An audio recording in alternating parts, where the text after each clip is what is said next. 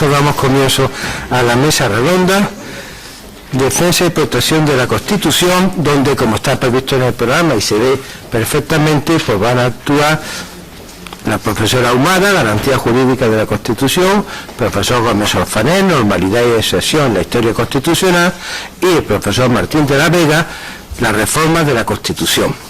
Así es que, sin más preámbulos y por el mismo orden, si os parece, en que estáis en el programa, os doy la palabra. En primer lugar, la profesora Ahumada Ruiz.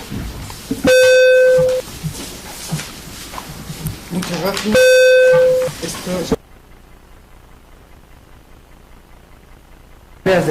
Ahora, buenos días. La cuestión de la que quisiera brevísimamente tratar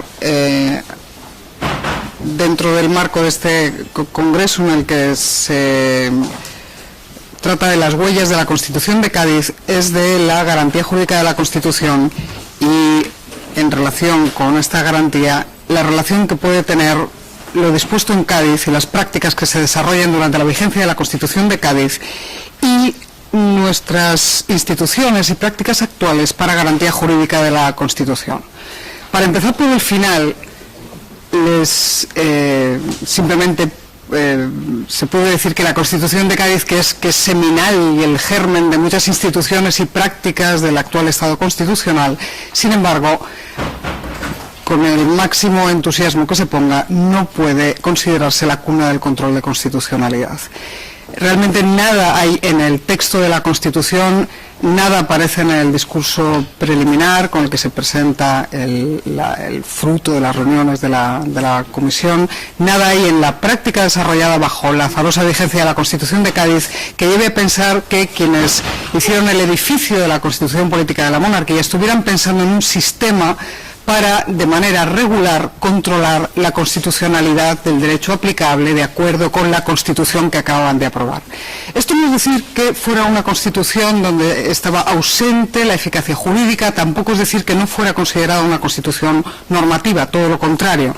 Es simplemente que si buscamos antecedentes para reconstruir la breve historia del control de constitucionalidad en nuestro país o incluso en Europa, Cádiz no es una referencia. En Cádiz hay otras cosas, pero no, desde luego, un antecedente para el control de constitucionalidad, si por antecedente entendemos una práctica o institución pasada que influye sobre el desarrollo, el desenvolvimiento, el diseño de una práctica posterior. Ya digo que, dicho esto, no significa que Cádiz no sea interesante a la hora de revisitar o revisar los argumentos del control de constitucionalidad. Todo lo contrario. Me parece, y agradezco muchísimo la ocasión y la invitación a participar en este congreso con este tema, me parece que precisamente lo sucedido en Cádiz y lo que queda reflejado en la Constitución y el mecanismo que de manera muy original y muy puntual, porque realmente no tiene después seguimiento, no tiene continuación, que durante la vigencia de la Constitución se instala, permite volver sobre lo que han sido los argumentos tradicionales, característicos y bien asentados sobre el control de constitucionalidad, de justificación del control de constitucionalidad. En la Constitución de Cádiz, o bajo ella, mejor dicho, no se desarrolla una justicia constitucional, no hay ningún Marbury versus Madison, y sin embargo todos los ingredientes para que esto estuviera podían haber estado allí. Hay una Constitución normativa, hay una Constitución reguladora, hay una Constitución que es rígida y es distinta de la ley, hay jueces que están obligados a ser fieles a la Constitución, hay jueces que juran defender la Constitución, pero no se desarrolla una práctica de control de constitucionalidad. ¿Por qué esto no fue así? Y sobre todo, ¿por qué se instala la noción de que si hay un vigilante y defensor de la Constitución, ese debe ser el Parlamento, en este caso las Cortes? Es algo que nos permite volver sobre los argumentos de justificación del control de constitucionalidad. Y a eso brevísimamente es a lo que me gustaría referirme en los minutos que tengo. Les recuerdo que los argumentos típicos que se habían dado por lo menos en el caso de Estados Unidos, para entender que hay un desarrollo lógico del control de constitucionalidad, control judicial de constitucionalidad, derivado de la existencia de una constitución que se presenta como tal, es que se trata de una constitución escrita, que se trata de una constitución que contiene regulaciones, es decir, derecho que los jueces aplican para resolver casos o derecho que los particulares pueden invocar a la hora de llevar sus asuntos ante los jueces, y finalmente que se trate de una norma que aparece como distinta y superior a las leyes ordinarias o al derecho generalmente aplicable. Ya digo que todas estas circunstancias se reúnen en Cádiz y sin embargo no se va a desarrollar la práctica del control. Me parece que una de las razones más interesantes o más importantes de atender a la hora de explicar cómo se piensa en la garantía de la Constitución que se acaba de aprobar en Cádiz tiene que ver precisamente con la posición eminente que se va a asignar al Parlamento. No es simplemente que se trate de que Cádiz es una constitución liberal a la española, pero en realidad muy europea, muy continental, y la posición eminente del Parlamento ya estaba en Francia, de otra manera y bajo otra doctrina también estaba en Gran Bretaña, en el Reino Unido. En el caso español, si vamos al discurso preliminar, y me van a permitir que les lea unas frases de ese discurso preliminar, hay una justificación de por qué debe corresponder vigilar la observancia de la Constitución al Parlamento, que recuerda muchísimo algunas de las razones dadas en el Federalista para explicar por qué la vigilancia de la Constitución y la custodia, la guarda de la Constitución debía corresponder a los jueces. El argumento de la postre es igual, lo utiliza Hamilton y lo utiliza el redactor de esa parte del discurso preliminar cuando habla de la función de las Cortes. Y esa razón última es que es la rama menos peligrosa del gobierno. O sea que si hay algo que temer de los poderes cuando los ejercen en exceso, en el caso de Estados Unidos, Hamilton va a decir, incluso si se excede en su poder y tiene atribuido este de controlar la observancia de la Constitución, siempre será menos peligroso confiar en los jueces. En el caso de Cádiz, en el discurso preliminar se dice algo muy parecido de las Cortes, y les leo del discurso preliminar. Dice, el juntar Cortes cada año es el único medio legal de asegurar la observancia de la Constitución sin convulsiones, sin desacato a la autoridad y sin recurrir a medidas violentas que son precisas y aún inevitables cuando los males y vicios en la administración llegan a tomar cuerpo y envejecerse. Habla a continuación de cómo es preciso controlar la conducta de los funcionarios públicos. Continúa diciendo que este país ha caído en la ruina y es preciso que las Cortes proporcionen mejoras e incluso convengan determinados adelantamientos. Y sigue diciendo, tan vastos objetivos no pueden confiarse nunca al cuidado del gobierno, que ocupado principalmente en desempeñar las obligaciones propias de su instituto, miraría siempre como secundarias estas otras atenciones. Y aquí viene el recurso, o digamos el argumento que es el brazo menos peligroso. Por otro lado, el inmenso poder que se ha adjudicado a la autoridad real necesita un freno que constantemente le contenga dentro de sus límites, que cualquiera que estos sean, reducidos a la ineficacia de una ley escrita, solo opondrán siempre una débil barrera al que tiene a su mando el ejército, el manejo de la tesorería y la provisión de empleos y gracias, sin que la autoridad de las Cortes tenga a su disposición medios tan terribles para traspasar los límites prescritos a sus facultades, debilitadas ya en gran manera por la sanción del rey. Es decir, que igual que Hamilton decía que a diferencia del Congreso que tiene la bolsa, a diferencia del Ejecutivo y el Presidente que tiene la espada, los jueces solo tienen juicio, solo tienen discernimiento y son la rama menos peligrosa del poder.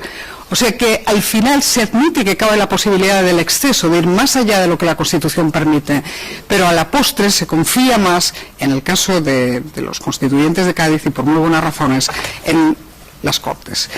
El mecanismo que se idea en Cádiz directamente para preservar a la Constitución de posibles infracciones está regulado y recogido en el último título de la Constitución, del que se va a hablar aquí, porque ese título también se ocupa de la reforma, de la manera de poder introducir alteraciones en la Constitución.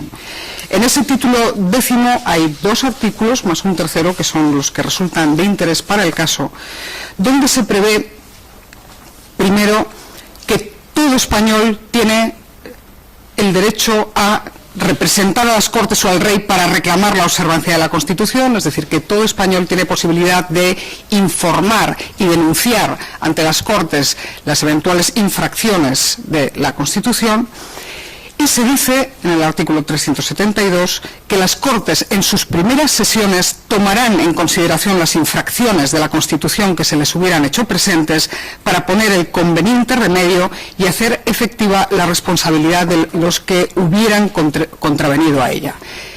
El artículo 373, por su parte, el 374, perdón, por su parte, indica que toda persona que ejerza cargo público ha de prestar juramento al tomar posesión de su destino, de guardar la Constitución, ser fiel al rey y desempeñar debidamente su encargo.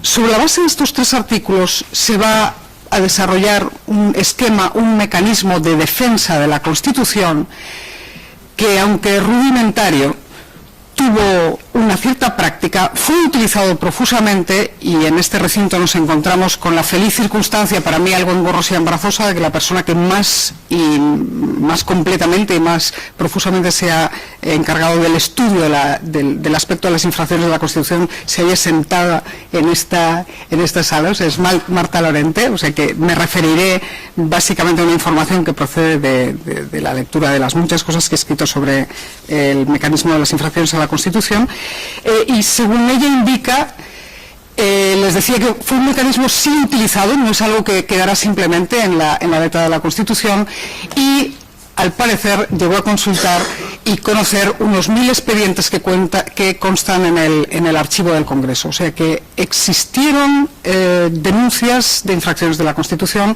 las Cortes conocieron de ellas y en distintas fases, con una práctica que se fue asentando y variando con el tiempo, resolvieron también sobre estas denuncias.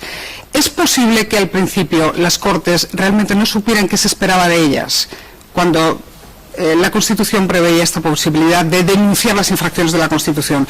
Y ciertamente hay una discusión en cuanto a si esto no provocaría una intrusión de las Cortes en el terreno de los jueces o incluso en el terreno del ministerio administrativo, de los ministros ocupados del funcionamiento de los servicios y el comportamiento de los miembros de la administración. Pero lo cierto es que finalmente se asienta un procedimiento que básicamente consistió en que los ciudadanos elevaban a las Cortes estas denuncias sobre infracciones de la Constitución. Estas quedaron circunscritas a aquellos casos en los que se trataba de infracciones claras cometidas siempre por empleados públicos con ocasión del desempeño de su cargo, o sea que no se trataba simplemente de un puro ejercicio de derecho de petición. A partir de ahí se remitía la denuncia o el informe de esa infracción a una comisión de infracciones interna de la Cámara y a la vista del informe preparado, del expediente preparado por la comisión, el Pleno de las Cortes debía decidir sobre si llegaba a la conclusión de que la infracción efectivamente se había producido y era manifiesta. Si así lo decidía, si entendía que efectivamente había habido una infracción, la responsabilidad a que daba lugar era, en primer lugar y sobre todo, una responsabilidad personal. O sea que había una responsabilidad, una exacción de responsabilidad del empleado público que, con ocasión de esa declaración de la infracción, era suspendido de su cargo y a continuación se enviaba la causa al tribunal para que señalara en concreto la responsabilidad. Normalmente lo que se esperaba era que perdiera su empleo, que perdiera toda posibilidad de continuar en su cargo. La sanción era gravísima y el procedimiento probablemente lento y farragoso. No todo terminaba en las Cortes, pero también es cierto que, a la vista de lo que Marta Lorente informa, yo no he visto directamente los archivos, ni estos expedientes, ni las causas, las Cortes desde el primer momento sí tomaron interés y sí tuvieron interés en cuanto a las consecuencias de la infracción para los afectados por ella. Es decir, que no se trataba solamente de denunciar conductas o denunciar comportamientos contrarios a la Constitución, sino que de alguna manera, de forma indirecta, las Cortes podían procurar el anulamiento o la pérdida de eficacia o la depuración de aquellos actos que, como resultado de ese comportamiento infractor de la Constitución, habían dado lugar a lesión de intereses o algún tipo de perjuicio a aquellos que denunciaban la infracción. Esta, sin embargo, no era la parte fundamental. Me refiero a ello porque precisamente una de las bases del control de constitucionalidad, y parece que derivado de la eficacia de la Constitución, es la idea de que cualquier acto realizado en exceso del poder o la competencia que confiere la Constitución es nulo y debe ser considerado sin efecto y sin valor, para reponer la eficacia de la Constitución. Esto no fue considerado, digamos, un efecto automático de la eficacia de la Constitución. O sea que seguramente los particulares, aunque sobre esto podríamos preguntarle a la profesora Lorente, seguramente los particulares no podían desatender o desobedecer o ignorar aquellos actos que consideraban que eran en exceso de la Constitución, y sin embargo las Cortes, en el momento en que declaraban la existencia de esa infracción, sí podían considerarlos nulos, y sí podían declararlos nulos, y sí podían ordenar que se repararan. Hay un momento en la Constitución donde sí se habla de este efecto de que algo hecho en contra de lo que dispone de la Constitución debe ser considerado nulo. Curiosamente, esto aparece en la Constitución cuando la Constitución explicita cuál debe ser la fórmula del juramento del rey. El rey debe jurar no solamente ser fiel a la monarquía, ser un defensor de la religión católica, guardar y hacer guardar la constitución de la constitución política de la monarquía. Se incluyen también las especificaciones de esas prohibiciones que le señala la Constitución a la potestad regia, e incluye al final una fórmula, no la voy a buscar ahora, donde se viene a decir: y si no cumplo, es decir, si no cumplo con lo jurado, no sea obedecido y lo hecho téngase por nulo y sin valor. O sea que sí que hay en la Constitución una especie de referencia que la consecuencia de aquellos actos hechos en exceso y más allá de lo que permite la Constitución deberían ser considerados nulos. Ya digo que lo único que conocemos es una práctica que residenció en las Cortes el conocimiento de las infracciones de la Constitución, y a esto se acompañó también una Constitución con eficacia jurídica que, al mismo tiempo que atribuía a las Cortes esta competencia, respecto de los tribunales les impedía la interpretación en última instancia de las leyes y les impedía también la suspensión de la ejecución de las leyes. Por lo tanto, el cumplimiento de la Constitución significaba respecto de los jueces que no podían inaplicar las leyes, incluso si eran contrarias a la Constitución. Por supuesto, hay muchas cuestiones interesantes derivadas del desarrollo y la práctica de este mecanismo de control de infracciones de la Constitución. No sabemos cuál fue la continuación en cuanto a la responsabilidad efectiva de aquellos que fueron declarados infractores. Lo que sí nos indican quienes se han ocupado del estudio de esta práctica y de las infracciones es que algún éxito debió de tener la fórmula y fue importada en algunos países hispanoamericanos. En México se utilizó la fórmula de las infracciones de la Constitución, y ayer mencionaba Marta que hay quien ha establecido alguna conexión entre este mecanismo y el posterior desarrollo del amparo. Ciertamente, y esto seguramente es el aspecto más interesante para revisar esto que decíamos que eran los argumentos del control, ciertamente lo que se pretendió con este mecanismo fue impedir la traición de la Constitución, impedir conductas que fueran directamente subversivas del intento de consolidación del nuevo régimen constitucional. La Constitución, les decía antes, y lo conocen muy bien, efectivamente fue una Constitución reguladora, fue una Constitución que tenía eficacia jurídica, pero sobre todo fue una Constitución en sentido propio porque marcaba un nuevo comienzo. Después de la Constitución lo que tenemos es una cesura, un corte entre lo preconstitucional, lo anterior, y las leyes que serán en desarrollo del nuevo orden constitucional. Por ello es posible que fuera difícil distinguir entre digamos, una pirámide normativa, un rango entre la Constitución y las leyes que venían después de la Constitución. Podía entenderse como un bloque, que es algo que tiene mucho sentido. Por un lado estaba el viejo derecho de antes de lo que la Constitución quiere establecer, y por otro lado la Constitución y todos aquellos decretos inmediatamente precedentes que ponen las bases para hacer posible la Constitución y otras leyes de desarrollo de la Constitución. En ese sentido, es posible que no se distinguieran en ese magma las leyes y la Constitución, y sin embargo existió esa previsión del procedimiento para alterar la Constitución. Luego, esto es otra cosa. Les decía que el estudio de Cádiz no nos permite encontrar un antecedente de la práctica actual del control de constitucionalidad, pero sí nos permite volver sobre los argumentos de justificación del control de constitucionalidad. Y quisiera simplemente dejar apuntado, como conclusión de mi intervención, que creo que con esto ya es bastante larga, que una cosa que se ve a la vista de lo sucedido con Cádiz es que el mecanismo de defensa de la Constitución no sirvió para que durara más la Constitución. No hay que pensar que un mecanismo diferente de garantía de control de constitucionalidad hubiera asegurado una mejor suerte a la Constitución de Cádiz. El problema estaba en otro lugar.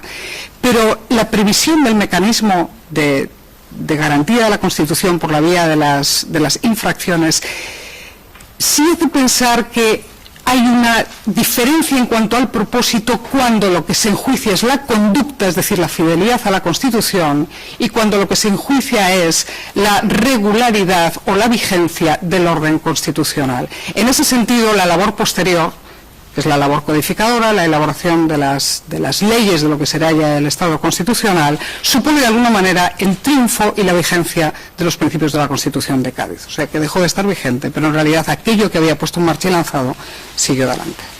Lo dejaría aquí, profesor Aragón. Muchas gracias.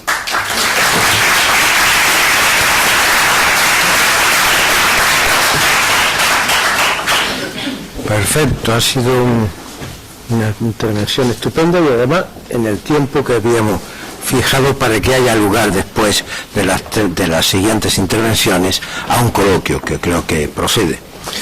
Pues bien, pues entonces a continuación, siguiendo por el orden del programa, tiene la palabra el profesor Gómez Orfanel.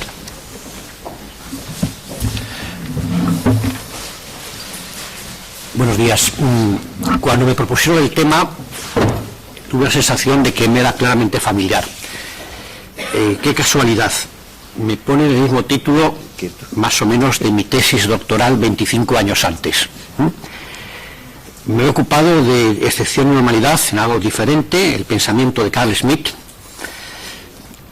que básicamente utilizaba la idea de lo excepcional, lo extraordinario. Creo que se puede calificar a Schmitt como un mitómano de la excepción, pero también para buscar luego la normalización. Schmitt combate, lo dice expresamente en un primer momento, las ideas francesas de 1789, y años después escribía un artículo sobre la concepción de la democracia en Schmitt, caracterizada nada menos que por las notas sorprendentes de unidad, homogeneidad e identidad. Finalmente, ya en las luchas concretas de Schmitt, recordemos sus objetivos en otro momento. En la historia constitucional alemana, dice, escribo contra Weimar, contra el Tratado de Versalles y contra Ginebra, contra el internacionalismo plasmado en la Sociedad de Naciones. Este ideológico exorbitado contraste entre excepción y normalidad no es algo que descubre Schmitt. Está también la dictadura en Roma, y en 1605 hay un autor de Bremen, tal Claudius Marius, que dice: hay un jus imperi, fuente de todo poder y derecho, sometido a la ley y apropiado para gobernar en tiempos normales en un estado pacificado, y por el contrario un jus dominationes, concebido como derecho de necesidad, exorbitante, consistente en excepciones, dispensas, limitaciones derogatorias del derecho común. Como posteriormente señalaría Friedrich, un supremo derecho o privilegio instituido para el bien público contra el derecho común y ordinario. Cabe una aplicación más concreta a los poderes de excepción, y yo sobre todo me he dedicado en este trabajo a ello, es decir, a recorrer el constitucionalismo español, ver en qué medida hay huellas de Cádiz. Quizá no son tan abundantes de modo concreto, pero sí hay una perspectiva general que nos puede ser de notable utilidad. Y finalmente haré una perspectiva más amplia sobre un concepto de excepcionalidad que puede incluirnos categorías como estabilidad, fractura, es decir, una perspectiva más general. Al final de ese trabajo me encontré, por una serie de circunstancias, con un texto del premio Nobel Albert Camus, o españolizándole Camus. No tenemos necesidad de saber necesariamente francés, creo que puede decirse de esta manera. Casualmente se llama El estado de sitio, y más casualmente transcurre todo en Cádiz. Es una obra simbólica, discutible, de 1948, viene a decir que en un momento dado los gaditanos observan una noche la aparición de un cometa que asocian, como pasa realmente luego en realidad, con el anuncio de próximos males. No me resisto a transcribir, son unas líneas, la posición del gobernador a través de un bando ante la aparición del cometa. Dice: que todos se retiren y vuelvan a sus tareas. Los buenos gobiernos son los gobiernos en los que nada pasa. Pues bien, esta es la voluntad del gobernador, que no pase nada en su gobierno para que éste continúe siendo tan bueno como lo ha sido siempre. Se asegura pues a los habitantes de Cádiz que en este día no ha pasado nada por lo que valga la pena alarmarse o inquietarse. Por eso todo el mundo a partir de esta hora deberá tener por falso que cometa alguno haya aparecido en el horizonte de la ciudad. Todo el que contravenga esta decisión, todo habitante que hable de cometas de otro modo que como fenómenos siderales pasados o futuros, será castigado con el rigor de la ley. La ironía de Camus me parece significativa. Situar los poderes de excepción en el ámbito de la categoría clásica ya de defensa de la Constitución. El control de constitucionalidad de una perspectiva jurídico, la reforma constitucional y los poderes de excepción andan a mitad de camino entre lo político y lo jurídico, entre la facticidad y la normatividad. Por otro lado, también la jurisdicción constitucional utiliza un enfoque de defensa ordinario, mientras que a mí me va a interesar subrayar sobre todo una concepción clásica, la defensa extraordinaria del Estado. Hemos contado nuestro país con aportaciones que todos ya podemos recordar, básicamente Pedro Cruz Villalón, en su esfuerzo de rechazar el estado fáctico de necesidad y juridificar en la medida de lo posible la emergencia con el derecho de excepción, y por supuesto también textos clásicos como de Fernández Segado, de Balbé, Orden Público y Militarismo, de Álvarez García, Sobre la necesidad del derecho público, y de la profesora Martínez Cuevas, entre otros. Me ha llamado especialmente la atención, para recordar al profesor Sánchez Agesta, su prólogo dedicado al libro de Fernández Segado, ya sobre historia constitucional española. La historia del estado de excepción en el derecho constitucional español es un punto de vista cómodo y completo de concebir la historia del constitucionalismo español. Quizás si tuviera la posibilidad de transmitirla, parece que es más interesante lo excepcional que la normalidad. Y una conclusión un tanto desmoralizadora, pero creo que es real, de personas de la gesta. En España lo normal ha sido la anormalidad. Esto lo situamos con la inestabilidad, las constantes rupturas constitucionales, y no ha desaparecido la preocupación por la excepcionalidad. Los filósofos, por ejemplo, utilizan un texto de Walter Benjamin del año 42, enfrentándose al fascismo, que dice: el estado de excepción en el cual vivimos es la regla. Bien, entrando ya un poco en el texto propiamente dicho de la historia constitucional. Los mecanismos clave de los poderes de excepción son suspensión de derechos y concentración de poder, predominio del Ejecutivo, traslado en último caso de las competencias civiles a los militares, que pueden aplicar el fuero militar a ciudadanos normales. La situación en Cádiz es más bien limitada. Hay un artículo, el 308, que da base para limitar no tanto los derechos, sino las garantías, determinadas garantías a los ciudadanos reconocidos en el título quinto de los tribunales y de la administración de la justicia, sobre todo en el ámbito criminal.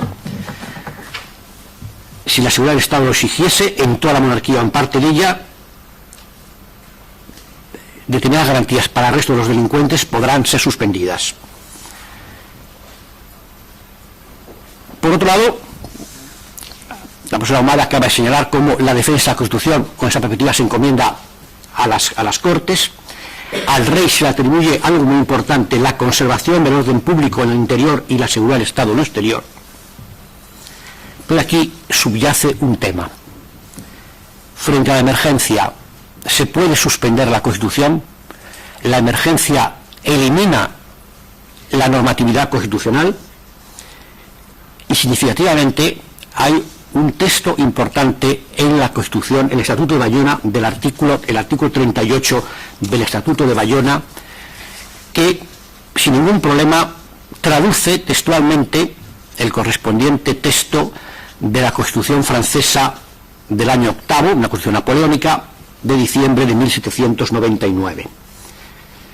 En caso de sublevación armada o de inquietudes que amenazan la seguridad del Estado, el Senado, a propuesta del rey, podrá nada menos suspender el imperio de la Constitución por tiempo y lugar determinados. Pero añade algo que me parece significativo, una cláusula de apoderamiento general que significa un precedente incluso de la técnica que luego se utilizará en el 48 de Weimar, en el 16 de la Constitución francesa del 58, y que de rebote nos llega en el artículo 10 de la Ley Orgánica del Estado del franquismo. Podrá asimismo, en caso de urgencia a propuesta del rey, tomar las demás medidas extraordinarias que exija la conservación de la seguridad pública. En esta época hay también un diálogo con la situación en Francia. En el acta adicional a la Constitución del Imperio, que supone la vuelta de Napoleón por unos meses, días antes casi incluso de su derrota en Waterloo, se menciona ya por primera vez en un texto legislativo la regulación del estado de sitio. La famosa Carta Constitucional de 1814 habla de unas ordenanzas que puede elaborar el rey para mantener la ejecución de las leyes, para realizar la ejecución de las leyes, algo perfectamente lógico, pero también para la defensa de la seguridad del Estado. Y esto se utiliza para justificar un golpe de Estado, disolver la Cámara, reformar el sufragio, acabar con la libertad de prensa. Y, lógicamente, se produce un movimiento en Francia, años después, concretamente la sustitución de Carlos X por Luis Felipe de Orleans. Y algo muy significativo, un texto clásico, la Constitución belga se opone a la suspensión de la Constitución. Artículo 131, en ningún caso la Constitución podrá ser suspendida ni total ni parcialmente. Lo cual puede ser un obstáculo para la regulación del estado de excepción, porque la técnica va a ser permitir suspender algunos derechos, prever una constitución de reserva que cuando surja la emergencia, algo previsto, algo normativizado en la medida posible, pueda ser aplicado. Y ello aconsejable que sea por los órganos legitimados, como puede ser el gobierno, en la medida en que actúe de acuerdo con la Constitución. Durante el trienio constitucional, ya he dicho que la regulación de la Constitución de Cádiz no es algo muy relevante, aunque la técnica va a pasar a las constituciones de 1837 y de 1845. Sin embargo, hay una importante ley de abril de 1821 que encomienda a la jurisdicción militar el conocimiento de determinados delitos contra el orden público.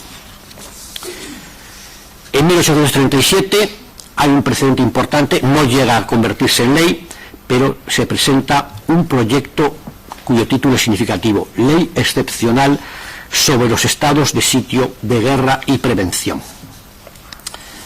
Como he dicho, el artículo 8 de las Constituciones del 37 y del 45, qué casualidad, coinciden exactamente el 8 de ambas Constituciones, que remite al 7, a determinadas garantías de los detenidos. Pero también se cita de pasada de que esas garantías está la inviolabilidad del domicilio y también la garantía de que no se obligará a fijar una residencia determinada en el territorio nacional. El gran giro que experimentamos, menos en España, pero sobre todo en Europa, es el enfrentamiento con las revoluciones del 48. Precisamente dos países que han sufrido, que han experimentado de modo notable la oleada revolucionaria, Francia y Alemania, Prusia podríamos decir, son los que van a introducir artículos en sus constituciones y luego una ley de desarrollo que ya va a ser una regulación dura, toda la que se quiera, del estado de sitio. En la Constitución francesa de 1848 se prevé que una ley determinará los supuestos que podrá declararse el estado de sitio y regulará los procedimientos y efectos de tal medida. Un año después, en 1849, se emana esta ley, corresponde la declaración a la Asamblea Nacional. Siempre el análisis comparado de los diversos modelos va a tener gran importancia quién declara el estado de excepción o el estado de sitio, si es la Asamblea, si es el Gobierno con algún control de la Asamblea, o si lo que pasa muchas veces en España son los diversos capitanes generales que simplemente por bandos que luego puedan quizá eventualmente justificarse a posteriori los que implantan mecanismos de excepción. Los efectos principales del texto clásico del 49, que ha subrayado, casi es el núcleo básico del texto de Pedro Cruz Villalón, son los poderes de la autoridad militar, la autoridad civil pasan a la autoridad militar, que podrá suspender determinados derechos, similar al domicilio, libertad de empresa y de reunión, y los tribunales militares conocerán de los delitos contra la seguridad de la República, contra la Constitución y contra el orden público. Corresponde la declaración, en principio, a la Asamblea Nacional, aunque se establecen una serie de excepciones, plazas fuertes, colonias y que la Asamblea no se encuentre reunida. Algo muy semejante sucede con el artículo 111 de la Constitución prusiana de 1850 y la correspondiente ley del 4 de junio de 1851. ¿Qué pasa en España? En España, la Revolución del 48 tiene algunos efectos en las fechas posteriores, pero mucho menos relevante. Sin embargo, por si acaso, Narváez decide pedir a las Cortes que le aprueben un proyecto de ley de poderes extraordinarios que autorizaba al Gobierno, quizá con una perspectiva preventiva, a declarar la suspensión de garantías cuando lo considerase oportuno. Y aquí irrumpe otra cita clásica. Meses después, don Alonso Cortés, en su conocido discurso sobre la dictadura, dice lo siguiente: frente a la revolución, a veces no basta la legalidad. Es decir, nos vamos a enfrentar con una dictadura que viene de abajo. Ante esa situación, yo recomiendo la dictadura de arriba. Utilizo también símiles literarios. Frente a la dictadura del puñal, de las clases populares, yo elijo la dictadura del sable. Es también significativo. Quizá vamos retrasados en la evolución histórica. Una reacción significativa en España frente a todos los sucesos del 48 que han convulsionado Europa es el gobierno de Bravo Murillo en 1852 y sus proyectos de reforma constitucional a favor de la dictadura del poder ejecutivo. Algunos han visto un modelo autoritario tecnocrático. Bravo Murillo más o menos trae el agua a Madrid, reforma el ministro de Hacienda y reforma las cuentas públicas, pero propone algo que resulta muy curioso. Sí, va a haber un Congreso y Senado con poderes limitados, pero sus deliberaciones van a ser secretas, y dice textualmente, para ahorrar tiempo en la formación de las leyes y así éstas ganarán en perfección.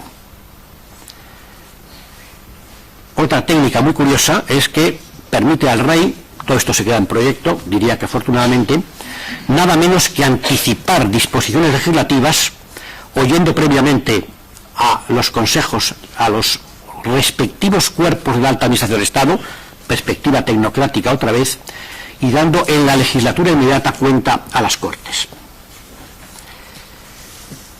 En relación con los estados de excepción, no solamente tienen importancia los textos que se han convertido en derecho aplicable, sino también los intentos, los documentos. Por ejemplo, el bienio progresista del 54 genera una significativa constitución que no llega a promulgarse, pero aquí se recoge algo que sí puede caracterizar el modelo español, lo que se llama la doble reserva de ley.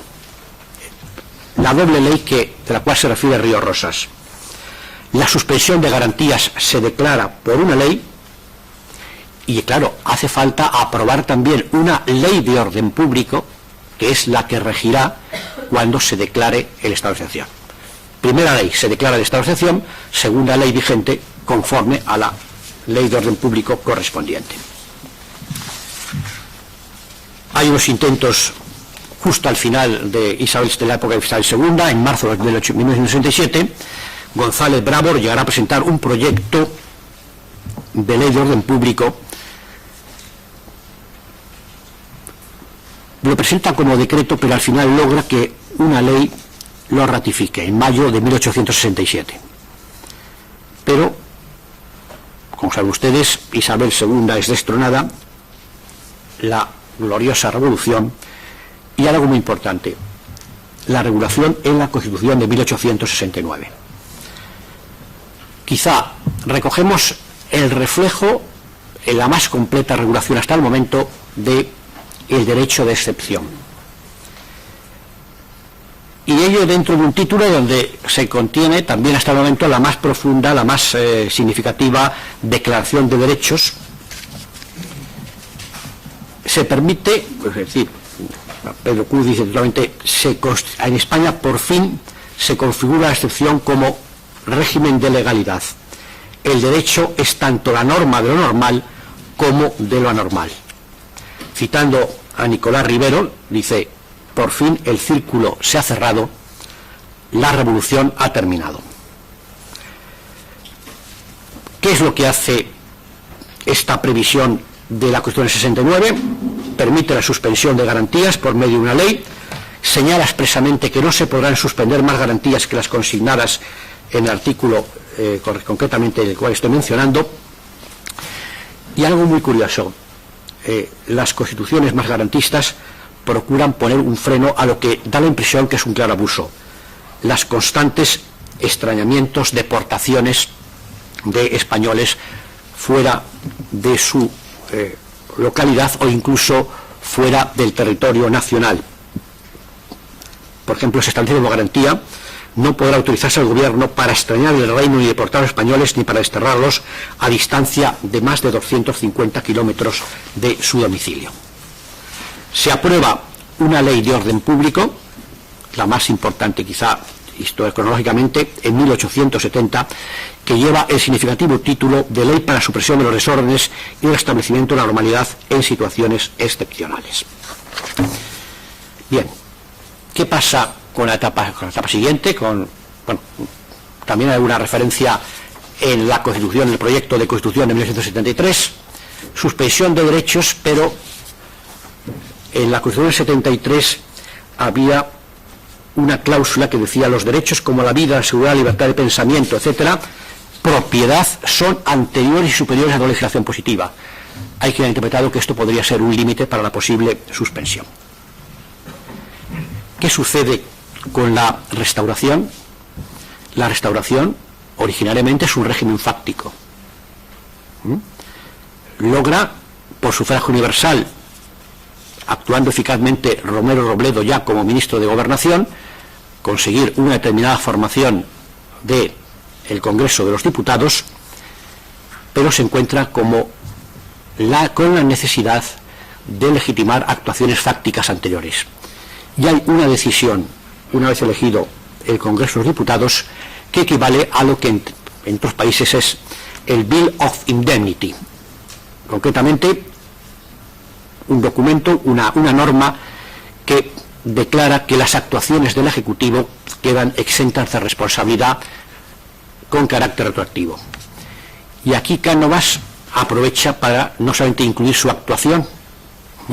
Cánovas, en un momento dado, cuando se ha producido ya el manifiesto de Sandhurst, cuando controla la situación, pues establece una serie de decretos que dice: se puede criticar al gobierno, pero sustancialmente nada de alternativas que no sean monárquicas. Bueno, pues él lo que legitima es la actuación desde enero del 74, es decir, Pavía, Serrano y él mismo. Supone un caso significativo de justificación a posteriori. Y algo también importante: se favorece que sea el gobierno quien decreta el estado de excepción y ya no hay referencia a leyes de orden público. Una constante en la época, es muy frecuente que sea la jurisdicción militar la que conoce de una serie de actuaciones, y hay una razón jurídica. Entre los derechos suspendibles no se encontraba el derecho al juez natural o legal.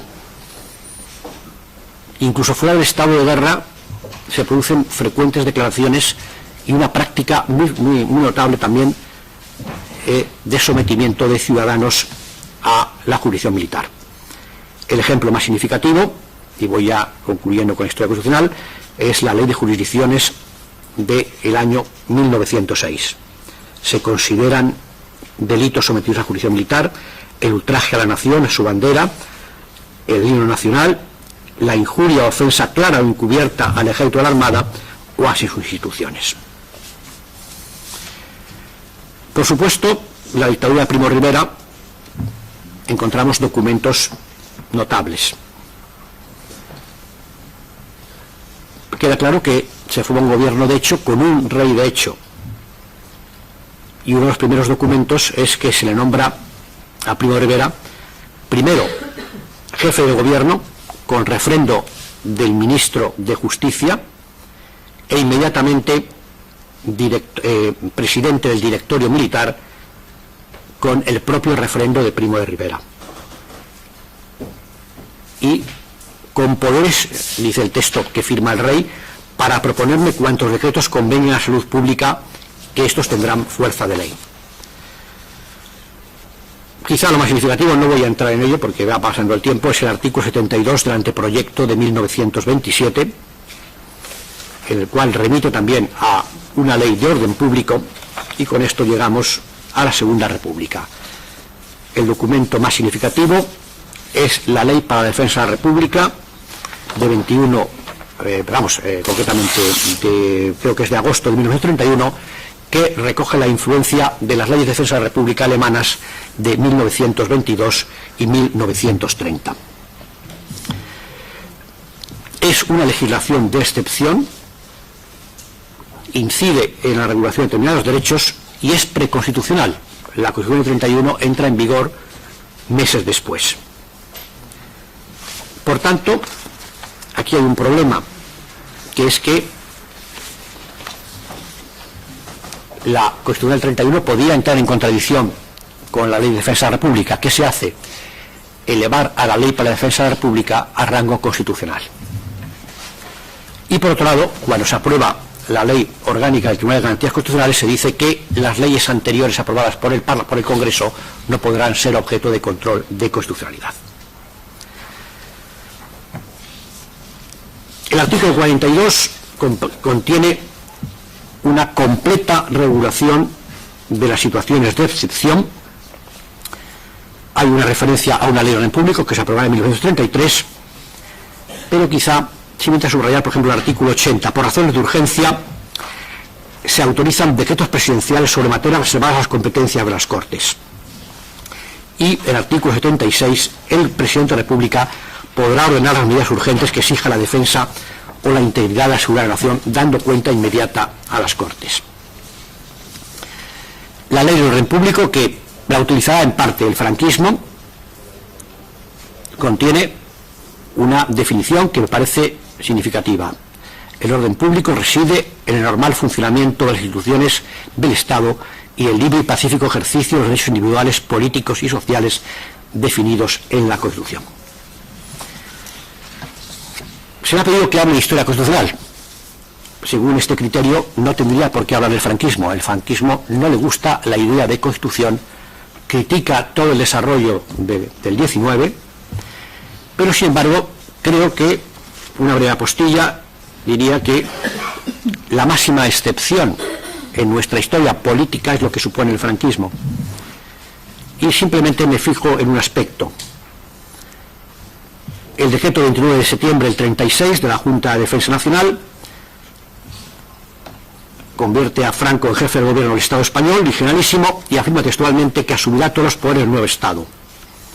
Posteriormente vienen ya nos acordamos de ello, las famosas leyes de prerrogativa de 31 del 38 y 8 de agosto del 39, que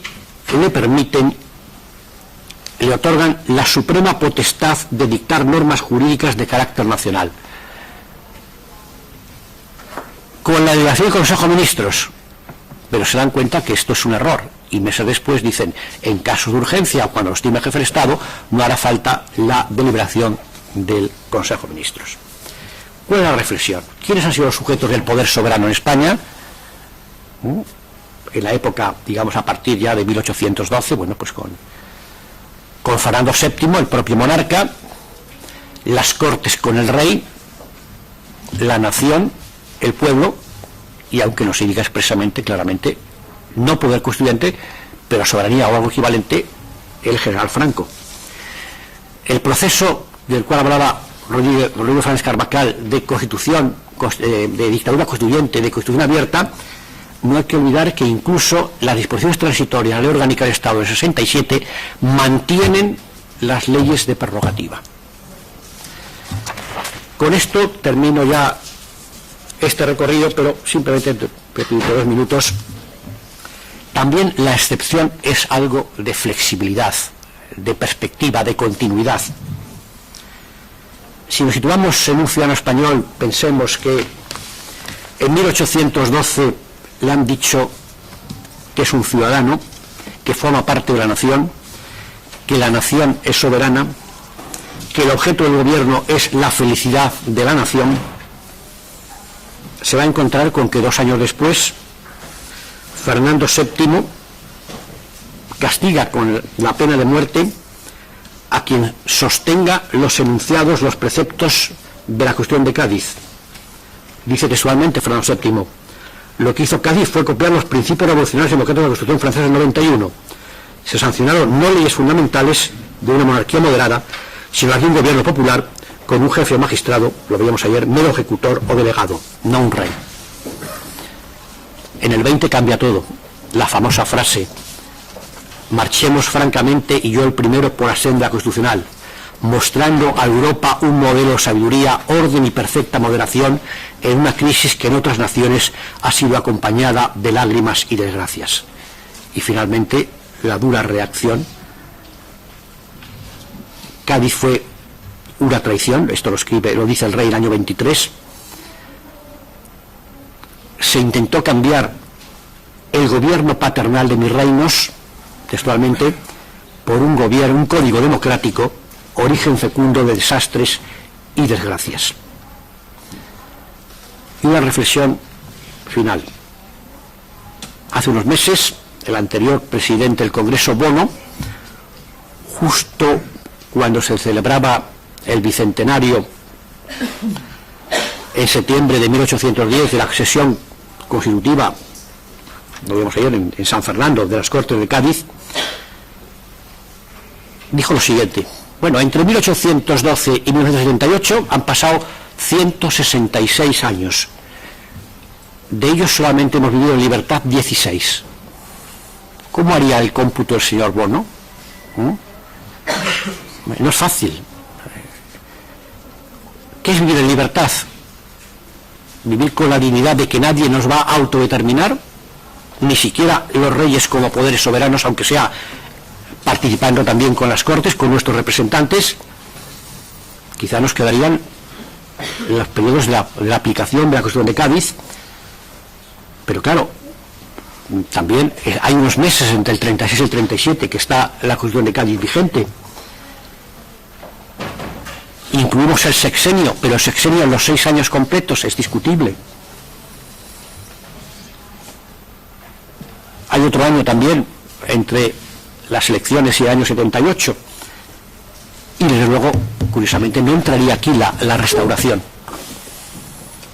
La restauración, el gran artificio de Cánovas con su construcción interna, construcción histórica, como ha puesto de relieve el profesor Varela, tanto exaltar la constitución interna, que no sirve para nada el texto de la Constitución del 76, lo vas a comentar tú, no se prevé la reforma, teóricamente bastaría una ley para desconocerlo.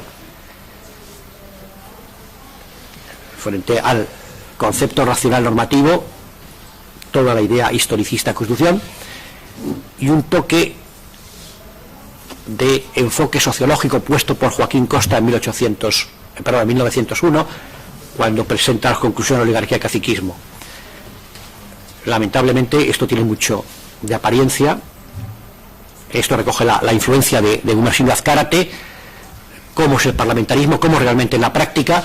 Gumersindo Azcárate tiene un texto para mí muy importante, que es el autogobierno, el self-government contra la democracia y contra la monarquía doctrinaria.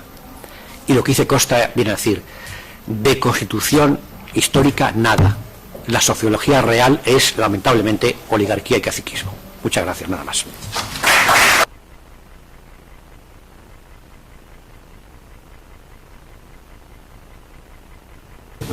Bien, seguimos con el orden de intervención y tiene la palabra el profesor Martín de la Vega.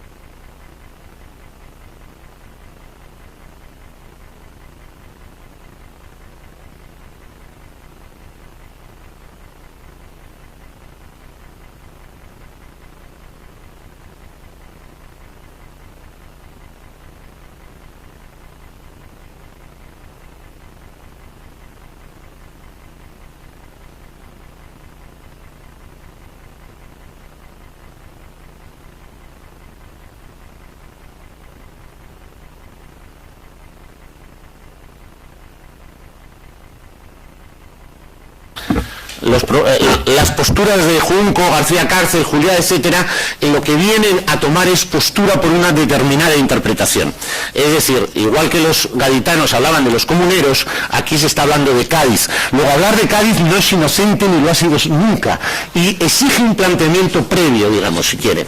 Por otra parte, hubo, lo saben ustedes también, en el constitucionalismo una lectura ideológica clara, digo, política. No es lo mismo la postura del profesor Sánchez Agesta que la postura del profesor Sevilla, en fin, de otros muchos. Ahora, el profesor Sánchez Agesta, porque lo mencionaba usted, decía en los años 80, ya no hay tema sobre si Cádiz es antiguo o moderno. Bueno, pues han venido unos historiadores y nos han demostrado que sí, que parece que sí hay tema.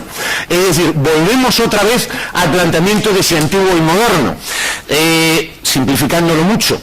Y la postura, por ejemplo, de la profesora Marta Llorente ayer, y por eso creo que estaban muy bien elegidos, y del profesor Varela, son efectivamente los dos polos de la polémica. Bueno, si me dejan un segundín simplemente decirle dos cosas sobre esto. Yo creo que hay una paradoja entre que al principio entendiéramos que en Cádiz había una revolución con un discurso tradicional y ahora parezca que lo que hay en Cádiz es una tradición con un discurso revolucionario. Es decir, que es verdad que en Cádiz hay mucho corporativismo, creo, hay mucho jurisdiccionismo, seguro, jurisdiccional, hay mucho historicismo, el propio mecanismo de la derogación, es decir, que hay una Quiritas gaditana. Pero yo creo también que hay que distinguir entre lo que es el nivel constitucional y el nivel institucional. Creo también que no hay que caer tampoco, hay que distinguir entre la voluntad y la inercia institucional. A veces quien estudia desde la historia del derecho cae en el mito del poder constituyente, del que hablamos. Claro que no se acabó con todo, pero es que ningún poder constituyente acaba con todo. Y creo que hay que tener en cuenta también que tampoco Francia quedó después de la revolución, como decía Carré de Malver, o como dicen los clásicos. Es decir, las pervivencias se han producido siempre. En todo caso, yo creo que el planteamiento de la escuela, digamos que podría ser de historia del derecho que se ha mantenido, aporta tres cosas para los constitucionalistas muy importantes, y a mí me interesa la última. La primera, en este tema de la reforma, que incorpora América. Yo creo que eso es verdad. La segunda, que incorpora la práctica, es decir, nos tiene que hacer ser humildes en el sentido de que yo creo que los constitucionalistas no podemos basarnos en la lectura de los artículos de Cádiz para entender Cádiz, hay que ir al método historiográfico, y eso plantea problemas. Y el tercero es un problema de conceptos, es decir, es verdad que se ha producido un giro conceptual, hermenéutico, lo que ustedes quieran, y que tenemos que ser más conscientes de que cuando leemos en la Constitución soberanía, y es una obviedad, pero cuando leemos poder constituyente, tenemos que pensar en el ámbito conceptual de la época, es decir, tenemos que entender cómo pudieron ellos entender su autocomprensión del lenguaje. Y en el campo de la reforma yo pensé, bueno, esto tiene menos importancia, porque al fin y al cabo poder constituyente ya está en Sellé, soberanía está también consagrado, por lo cual aquí tenemos una tradición bastante consolidada.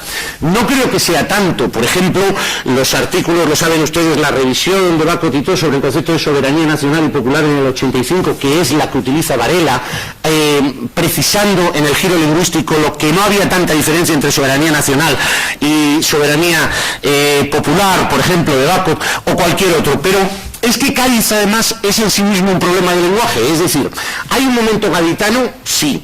El momento gaditano, en esto yo estoy de acuerdo también, es un momento, yo creo, de crisis. ¿Por qué? Pero crisis en el sentido de alternativa. Es decir, es un momento en que se dan cuenta de que tienen que asumir la modernidad política, y que están solos, además, para asumirla. ¿Y cómo la asumen? Radicalizando, entre otras cosas, el lenguaje. Es decir, el lenguaje es arma, y el lenguaje es lo único que tienen las Cortes. La oratoria parlamentaria, esto tampoco nos damos cuenta cuando leemos, yo creo, el diario de sesiones. Hay muchísimo de lo que se llamaba elocuencia y de trampa en el discurso. No se puede entender un discurso parlamentario de Argüelles era especialmente farragoso, ¿verdad? Pero no se puede entender un discurso como si estuviera haciendo una exposición doctrinal, porque no es así. Lo importante casi es a lo que está respondiendo, más bien, que lo que le preguntan. Y además es que solo tenían en la opinión pública. Es otra vez la tensión, si quieren, de Cádiz, lo de Marx. En Cádiz ideas y no acción, y fuera acción y no ideas. Bueno, yo creo que es más bien lo de la revolución, que decía Ortega, o que decía otra vez Fouré, si quieren. Una revolución es la imposición de las ideas sobre la realidad, si quieren, y eso se hace sobre el lenguaje, no solo eso, pero lo hay. Bueno, esto evita, o nos alerta sobre otros 5 riesgos metodológicos quizá que existen. El primero, identificar cortes con liberales, es decir, la voluntad de los liberales con lo que se plasmó en el texto constitucional, yo creo que es claro. El segundo, entender a los liberales como un grupo homogéneo. Es verdad que Toreno habló determinadas cosas, lo vimos ayer, pero es que Toreno era el más joven de las Cortes, el que tenía una formación más peculiar, y desde luego Toreno no es representativo, por poner un ejemplo. Es decir, el mecanismo, el grupo es mucho menos compacto. Como no creo sinceramente que en muchos temas, siento no haber podido preguntárselo al profesor Varela, exista un grupo americano más allá del tema de la representación. Y lo digo porque además eso se plasmó en el debate de la reforma constitucional. Luego tampoco se puede identificar Cádiz con las Cortes, la regencia, los jefes militares, la iglesia, la Cádiz ciudad, es decir, la calle ancha o el dinero de Lord Holland y de los ingleses. Y tampoco se puede identificar Cádiz del 12 con la Cádiz del 20. Yo creo que eso es lo que condiciona un estudio de qué entendían los gaditanos y por qué hicieron la reforma constitucional, y es lo que me lleva a mí a, digamos, distanciarme de algunos planteamientos, mínimamente de algunos planteamientos del profesor Varela y de otros más clásicos. ¿Cuál es la teoría clásica? La teoría clásica es que en la revolución liberal y la teoría liberal construye un sujeto ideal, lo saben ustedes, de nación. Al ser ideal la soberanía nacional y el sujeto ideal, esto permite dividir entre titularidad de la soberanía a la nación y el ejercicio, por lo tanto, poder constituyente, poderes constituidos y división de poderes. La división de poderes y el sistema representativo permite garantizar la libertad, y con esto tenemos una constitución no formal, es decir, distinguiendo leyes ordinarias, leyes constitucionales, que es llegar, ahí siempre está el problema, que tiene como consecuencia, o que no necesaria, la reforma, el mecanismo de reforma, la rigidez constitucional. Pero es que, si vamos a Cádiz, si leemos los textos de Cádiz, algunas de estas cosas, bueno, a veces son, no la teoría, sino digo, la, digamos, plasmación de esta teoría en Cádiz. A mí me resulta cuestionable que en Cádiz, pienso que tienen un concepto claro, en parte, de lo que querían hacer como Constitución, como norma. Creo que querían una norma jurídica que se aplicara. Creo que tienen el problema, como hablamos, de la aplicación frente al Parlamento, y esto relativiza mucho la importancia de la reforma, pero no creo que tuvieran en la cabeza la teoría liberal. Pensarán ustedes que es una obviedad, pero el cúbicas gaditano aquí está precisamente en lo propiamente español, si quieren ustedes. Es decir, no creo que se puedan llegar a conclusiones como las que a veces se sacan, y yo he leído, de que gracias el problema, Cádiz tiene dos grandes aportaciones, se puede leer en algún libro. La primera, la construcción de una dogmática liberal; la segunda, la consolidación del positivismo jurídico como lectura del sistema de libertades. No me parece. Es decir, no hay que exagerar la modernidad en aquel momento del Cádiz, ni conocían también, a pesar de que es un gran francés, o no lo tenían que saber, que lo sabían, el momento gaditano. El primero, porque, claro, la soberanía nacional, para ser revolucionaria, la soberanía, el propio concepto, se apoya en el 18 en el iusnaturalismo racionalista. Pacto social, naturaleza, el estado de naturaleza, etcétera. Es decir, en que el poder no es natural, no es una cosa natural, el poder político se construye, si quieren. Bueno, si se va uno acá, y no tengo tiempo de contárselo, y además siempre les contan ustedes los debates de las Cortes, no hay realmente un apoyo claro y serio a ninguna de las dos posturas. Ni Muñoz Torrero, ni Espiga, ni los grandes, digamos, que trabajaron en aquel tema en la comisión, hicieron nada parecido. Es decir, lo que hay en Cádiz es un entendimiento de la soberanía desde dos puntos. La lectura tradicional, es decir, la lectura neoscolástica, si quieren ustedes, y también, neoscolástica pactista, y, es decir, el poder como algo natural, y la guerra de la independencia. La guerra de la independencia por una cuestión evidente táctica, porque era la manera de callar a los franceses y de callar a los de dentro, a los realistas, pero también porque eran unos patriotas. Es que los de Cádiz se iban y volvían a la guerra mientras estaban debatiendo las Cortes de Cádiz. Y claro, esta falta de base irracionalista en la afirmación de la soberanía va a condicionar todo el proceso constituyente. Aquí hay tres preguntas que se hace el profesor Varela, además también más o menos indirectamente o directamente. La primera, ¿cómo conciliar el no pactismo revolucionario con la soberanía? Explicación clásica. Hombre, el sorprendente recurso de encontrarlo en los principios tradicionales de España. Es decir, dice Artola, no es que sean mentirosos, es que les vino una iluminación mística y decidieron encontrar la soberanía nacional en el fuero juzgo, me parece que dice Tomás y Valiente. Bueno, pues a lo mejor no es la construcción es más profunda que eso.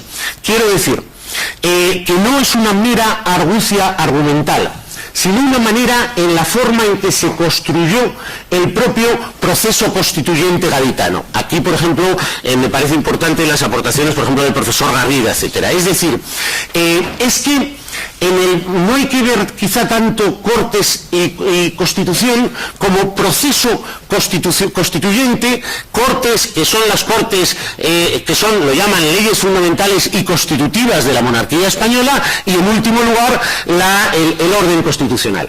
Bueno, no fue en las Cortes, fue mucho antes cuando se empieza a hablar de la soberanía, estaba en el ambiente, pero es que además la manera de orientarlo condicionó no tanto la concepción de la soberanía, sino la concepción del poder constituyente. ¿Por qué? Porque fíjense ustedes que antes en la Junta Central se pusieron a través de Jovellanos, etcétera, a intentar dar una especie de constitución, de reforma constitucional. El concepto de reforma constitucional impropio, es decir, de reforma del sistema, está desde el principio. Bien, y esto se hace buscando las leyes fundamentales, buscando las leyes históricas. Pero es que en este camino se producen dos cosas. Uno, que evidentemente nadie tenía realmente interés en encontrar las leyes históricas, pero sobre todo, que empiezan a decir que leyes fundamentales no son las históricas, etcétera, sino solo las que se refieren a las cuestiones políticas. Luego es el contenido de organización política fundamental lo que va a determinar que sean leyes fundamentales o no. Y segundo, que todo eso tiene que ir en un código unitario. Bien, tiene consecuencias, porque cuando aquí en la Junta de Legislación el papel de Romanillos está claro, y es decir, venía de Bayona, además, es prácticamente un afrancesado. Cuando se lo encargan a Romanillos, que es el que lo lleva a la Junta de Legislación, lo primero que hace es un listado enorme de leyes, todas de Castilla, por cierto, y dicen, miren, estas son las leyes fundamentales porque son las políticas, pero esto no vale. Yo creo que lo que vamos a tener que hacer para darle orden es que son muy distintas. No es que no valga, es que las hay en Navarra, es que las hay en Valencia, es que las hay en los fueros vascos. Por lo tanto, son tan distintas que vamos a tener que crear un código único, y ese código único que vamos a crear no se puede hacer con la recopilación, sino con el espíritu. Bien, esto puede ser una trampa, y empiezan a hacer las bases de la Constitución, porque en la Junta, lo saben ustedes bien, en la Junta de Legislación está mucho de la Constitución de Cádiz. En la Junta y en la Comisión Constitucional hay más que en el debate parlamentario o en las propias Cortes. En la Junta Electoral, decisión número 14 del 17 de diciembre, ya se pone todo el núcleo de la reforma. La Constitución se cambiará, no se pierdan porque luego lo veremos, en todo o en parte, con tres lecturas concordantes de 3 legislaturas, lo mismo que la Constitución del 91. Y además tendrán poderes especiales. Bien, lo que les quiero decir con este proceso es que, a mi entender, y yo creo que hay más gente que lo mantiene, y es verdad, el incardinar el proceso constituyente, no tanto la soberanía, dentro de un proceso de reforma, por mucho que no se utilizaran las leyes, condiciona la perspectiva de Cádiz. En Cádiz están haciendo una reforma y una revolución constitucional, pero la soberanía es muy fuerte, y el poder constituyente, que es una facultad de esa soberanía, si quieren ustedes, es bastante más débil en cuanto a sentido de creación de lo nuevo. Y es fuerte, simplificándoles, el poder constituyente, la soberanía, porque lo que es fuerte es el concepto de nación. Es decir, pasaron al principio de buscar, antes de la Constitución, la Constitución, a decir quién es el sujeto que nos puede hacer la Constitución. En el descubrimiento de la nación es donde probablemente esté lo revolucionario de Cádiz. Pero es una nación que no se considera a sí misma, ni ellos tampoco lo consideraban, que iban a hacer tabla rasa sobre lo siguiente. Es más revolucionario el sujeto que el resultado, siendo el resultado revolucionario. Y esto va a condicionar el planteamiento de reforma. Y va a condicionar también, ya no sé cómo voy de tiempo, les abrevio, va a condicionar cómo se puede entender la reforma constitucional. ¿Por qué? Porque, claro, cuando hablamos de reforma estamos hablando de poder constituyente. Cuando hablamos de poder constituyente, lo dicen los clásicos, no hay más manera que hablar, estamos hablando de revolución, de construcción y de destrucción. Y claro, la revolución en Cádiz, lo dicen también los clásicos, es una revolución que no se atreve a decir su nombre, es una revolución restauradora, es una revolución de reacción patriótica frente, es decir, muchas gracias. Es una revolución es una revolución muy particular, y así se llama el poder constituyente en los textos clásicos de Varela, de Sánchez de Agesta, que lo defienden un poder constituyente fuerte, resulta que es un poder constituyente restaurador. Pues qué poder constituyente, si quieren ustedes. Claro, ¿cuál es el problema aquí? Que en Cádiz se ve muy bien la primera parte de la distinción, titularidad-ejercicio. En el debate de la reforma constitucional es donde más claro queda la diferencia entre poderes constituidos y poderes constituyentes. El hecho de que el polo fuerte fuera la nación, identificada más o menos con las Cortes y Nación, decía Artola siempre, son dos ideas, Cortes y España, decían, y Cortes y Constitución, mejor dicho, son dos ideas antiguas también que son futuro. Pues lo mismo, es decir, la nación es muy fuerte.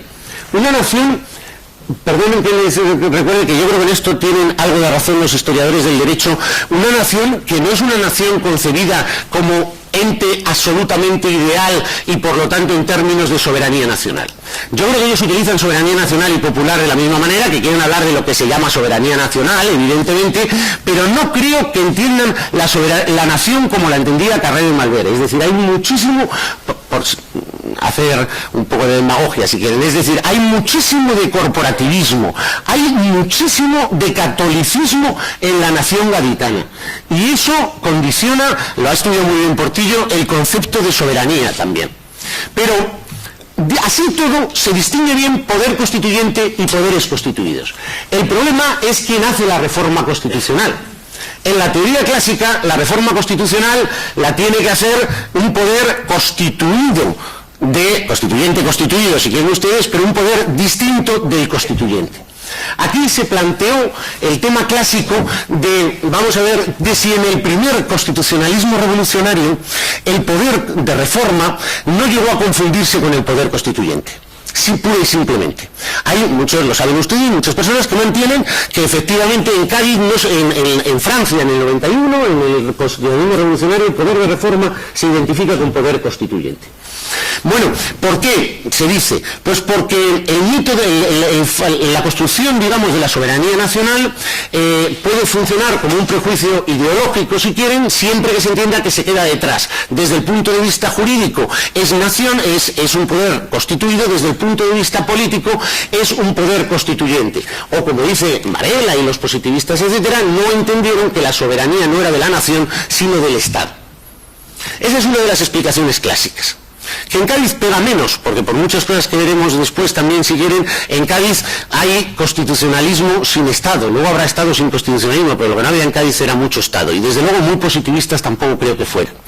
Hay otra explicación de por qué esta confusión. La confusión, dice un conocido profesor de nuestra especialidad, se produce porque la burguesía lo que quiere es, evidentemente, utilizar el poder constituyente y también de reforma para echar a los estamentos, a la monarquía, etcétera, y conservar ella el poder. La identificación poder constituido y constituyente, diciendo que es un poder constituyente pero que se autocontiene en la reforma, es una trampa porque no cumple ninguna de las dos objeciones. No garantiza la supremacía, porque aunque se procedimentalice, si se entiende como por constituyente, siempre se puede saltar los trámites, digamos, y no garantiza tampoco la libertad, porque al final, el principio democrático, ¿quién ejerce ese poder constituyente? Los representantes. Luego son los representantes los que terminan soberanos. Bueno, esta crítica a Cádiz, digamos, se plasma en el problema de la reforma total o no reforma total de la Constitución. Y en el tema en Francia, y en el tema de si en Cádiz hicimos algo parecido. Es decir, los constituyentes franceses, en el debate sobre la reforma constituyente, tienen una posición en el 91 peculiar. Es decir, hay una tensión entre la necesidad de convertir, de mantener el proceso revolucionario y la necesidad de cerrarlo. En Francia en el 91 discuten sobre la reforma constitucional después de Varennes, se les acababa de fugar y lo acababan de coger al rey, después de las matanzas del Campo de Marte, y así todo, la inercia revolucionaria es tan fuerte que no pueden terminar de negar el poder constituyente. Y por eso, en el título 7 de la Constitución del 91 se dice, punto número 1, vamos, primera parte, la nación tiene el imprescriptible derecho, no lo dicen así porque eso lo hay en el 73, pero dice, toda nación siempre puede cambiar absolutamente su constitución. Eso es el principio constituyente. Ahí sí que constitucionalizado, constituido, no constitucionalizado si quieren. 2, de todas formas, la teoría de la autocontención, se entiende que es más conveniente que haga reformas y establecen un procedimiento parecido al de Cádiz, distinto, luego lo veremos, pero bastante, digamos, dificultoso para hacerlo. Claro, ¿cuál es la idea? Pues la idea de Frachot, que es el que lo propone, efectivamente, es esa: mantener un poder constituyente vivo a la vez, es decir, no cerrar la revolución, no les dejaban, los jacobinos, estaban a las puertas, quedaban meses, pero sin embargo, contener en el fondo la reforma. ¿Esto en Cádiz se produce o no? Es decir, ¿el poder de reforma en Cádiz es un poder constituyente o es un poco, como tendría que ser en el modelo revolucionario, o es un poder constituido? Yo creo que es constituido. Y yo creo que es constituido por dos cosas. Es decir, pero a ver si me entienden, es un poder constituido, como todo en Cádiz, muy particular. ¿Por qué? Es constituido porque renuncian a la reforma total. Cuando aparecía en la Junta de Legislación la capacidad de reformar todo o en parte de la Constitución, desaparece. Incluso les adelanto, porque renuncian a la capacidad de cambiar de forma de gobierno inmediatamente, no tienen interés por la discusión del 3. Es decir, en Cádiz, ese poder constituyente, que es más débil, no se constitucionaliza, no se mete el derecho a la revolución. Porque en Cádiz han pasado 20 años desde el terror, porque en Cádiz están cerrando la revolución, no están a las puertas de los jacobinos. Y jurídicamente no aparece ni una sola mención a la reforma total de la Constitución. Lo que hacen es un poder constituido, digamos, constitucionalizado aquí, o derivado, me gustaría más, porque hacen una gran regulación de la reforma. Ahora bien, eso no significa que no entiendan que cuando la Asamblea reforma está actuando la nación. Esto sería otra de las enseñanzas posibles, es decir, las categorías constituido o constituyente que aplicamos al momento histórico quizá no tengan mucho sentido. Es decir, no pensaban en esos términos. Y por lo tanto, los constituyentes cometen la paradoja de pensar, y así lo dicen los discursos de Cádiz, que cuando van a reformar la Constitución, quien la reformará serán las Cortes Constituyentes. Argüelles 20 veces lo dice, y todos ellos, las Cortes Constituyentes. Pero no consagran la reforma total y además hacen un procedimiento que aleja totalmente el poder constituyente del poder de reforma. Lo saben, 3 asambleas, la última asamblea tiene solo que someterse a lo que ha decidido las 2 primeras, poderes especiales, etcétera. Por cierto, en la reforma, un paréntesis, lo de los poderes extraordinarios. Ahí hay un vestigio de constitución jurisdiccional antiguo que condiciona muchísimo la teoría de la representación en Cádiz. Es decir, entender que tanto, fíjense que configuran la supremacía constitucional, y con esto voy más o menos terminando, configuran la supremacía constitucional a través de los poderes. Es decir, la supremacía constitucional está en el artículo 100. En el poder que los electores, las juntas electorales dan, se pone, y no podrá usted alterar, cambiar y modificar la Constitución. Y lo que hacen la tercera asamblea es darles un papelito donde, por cierto, representan a la provincia y a la nación. Es decir, un lío conceptual enorme, que está calcado de las órdenes de célula que daba la Junta del Consejo de Castilla para convocar Cortes desde 1600 y que termina dándolas las últimas en 1789. Es decir, ahí hay un problema de representación. Pero lo claro es que, aunque entendieron que era Cortes constituyentes, la reforma no es una reforma, o es una reforma muy constituida. ¿Por qué? Pues porque efectivamente lo que querían era sacar, digamos, defender el proceso y no cerrarlo. Esto lleva a una última pregunta, saltándome todo, luego si quieren ustedes hablamos del procedimiento. ¿Hay límites o no hay límites en Cádiz, por simplificar? Hombre, si se aceptara que era poder constituyente, no podríamos hablar de límites, digamos. Yo he dicho que es un poder constituido a pesar de que se cree en asamblea, digamos, constituyente, soberana sería, porque no hay que distinguir. Yo creo que sí hay límites en Cádiz, es decir, positivamente no está efectivamente en ningún sitio puesto. Es verdad que se puede entender que lo de la religión católica será y será siempre permanente, etcétera, podría ser. Pero yo creo que el problema de los límites también hay que entenderlo en su perspectiva, es decir, no es lo mismo el problema de los límites del revolucionarismo del constitucionalismo democrático del 19 o del 20 que el problema de los límites en la Constitución de Cádiz, en el revolucionario. Por eso les estoy hablando de defensa, por eso les estoy hablando de nación y de revolución. La Constitución la hace una minoría. La Constitución la hacen los liberales imponiéndose a los otros casi de chiripa, si me permiten ustedes, en un momento en el aire, como hablábamos antes. Bien, tenían ellos que defender los derechos y tenían que defender la división de poderes entendida como mecanismo de monarquía moderada. ¿Por qué no lo pusieron? No lo pusieron. ¿Dónde está esa cláusula, ese límite implícito? En el propio mecanismo de regulación de la reforma. Es decir, es un mecanismo tan absolutamente alejado de la lógica orgánica de los poderes que hace que fuera imposible realizar la reforma constitucional. Para empezar, en 14 años, para empezar a hablar. Pero después de eso no se trata solo de la cláusula de 8 años y de las 3 legislaturas. Se trata de que, aunque no se ha dicho muchas veces, es verdad que las últimas tienen que votar lo de la primera, los de la segunda, pero no que la segunda tenga que votar lo de la primera. Y hay, porque dice que se sigue el procedimiento legislativo entero, los trámites legislativos. Y por lo tanto hay 3 asambleas. Hay tal capacidad de bloquear la reforma constitucional que lo conseguido en Cádiz, soberanía, monarquía moderada y derechos, eso está protegido directamente por la reforma constitucional. Y además no se ve en un solo texto, digamos, que se diga que no. Y que, curiosamente, este mecanismo de defensa desde el procedimiento sirve también para proteger lo que nunca habían querido atacar los enemigos, que era la monarquía y la religión católica. Es decir, el mismo mecanismo sirve para las dos cosas. ¿Por qué? Porque los liberales lo consideraban también más o menos intangible como los realistas. Probablemente no, sino porque en la perspectiva histórica de Cádiz resulta inconcebible pensar, yo creo, que desde el punto de vista inconcebible pensar que se pudiera modificar lo de la religión, por mucho que Argüelles en el 30 diga. Es decir, no es lo mismo el 12 que el 30, eso es distinto. Y es inconcebible prescindir del rey. Están haciendo una constitución sin el rey, pero no pensaron prescindir del rey nunca, entre otras cosas porque, como les dije antes, no había Estado, había monarquía, no tenían Estado, tenían constitucionalismo, y el rey era la clave de todo, que era América. Sin el rey no había América, y eso se vio. De hecho, hubo posibilidades de enlazar con el rey.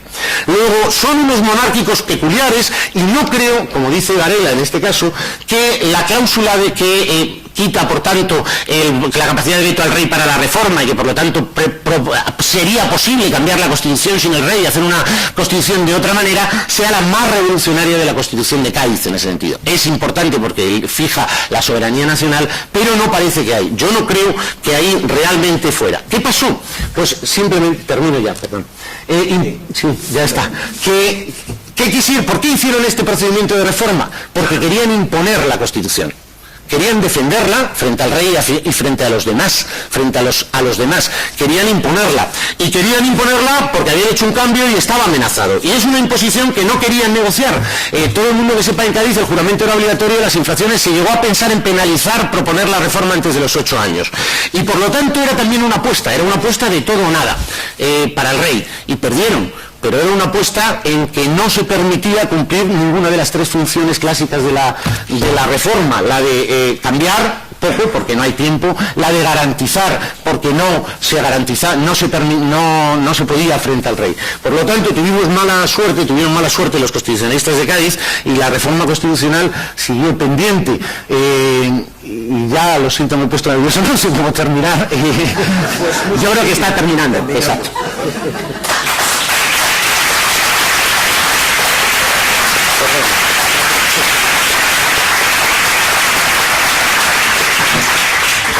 Bueno,